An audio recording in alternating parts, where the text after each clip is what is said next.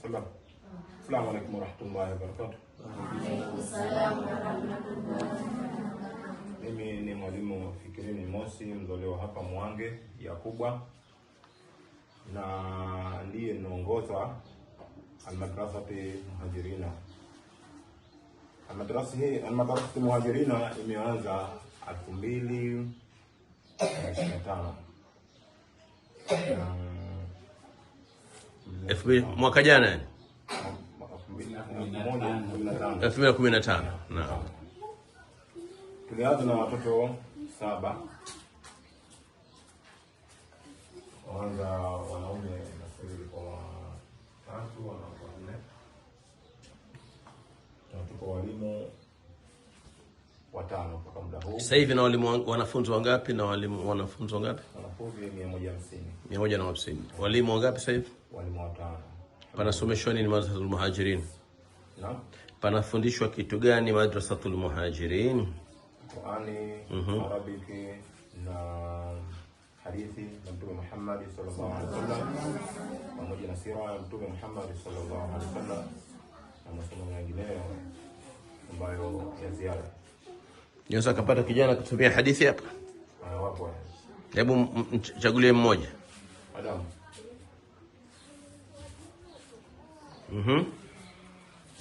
Assalamu alaykum wa rahmatullahi ta'ala wa barakatuh. Wa alaykum assalam wa rahmatullahi ta'ala wa barakatuh. Ismi Adam wa abi aishu fi mwan.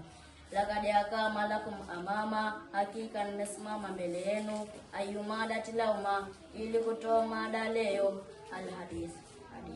Qala Rasulullah sallallahu alaihi wasallam, amesema mjumba wa Mwenyezi Mungu, rehema na amani zimshukie juu yake, itakul baulu, uogopeni mkojo, fa innahu al-awwal, hakika mkojo na mwanzo, ma jambo ambalo yuhasabu bihi fil qabr, atakaloulizwa mwanadamu katika kaburi.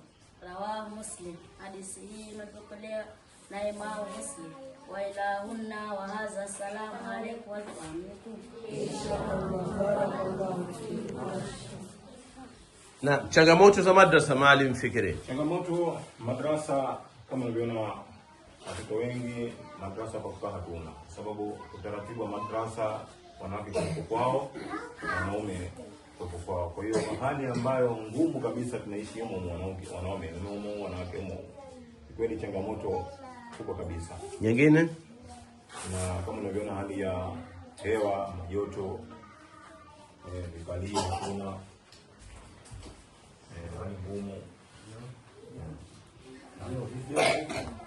Ndio vipo, lakini maji hatuna. Ndio sio. Ndio vipo, lakini kwa kutosheleza, lakini maji pia hatuna. Watoto sehemu nyingine wachukue maji. Tumeshindwa kuchukua maji sehemu kule, kuna mpira kama kuleta hapa, pia tunashindwa kutokana na uwezo. Kuna wakumba hiyo baba. Yako na kuendeleza Zanzibar ikishirikiana na imani kutoka Uingereza, imekuja kuona ndugu zao Waislamu waishi katika mji Mwange Yakubwa.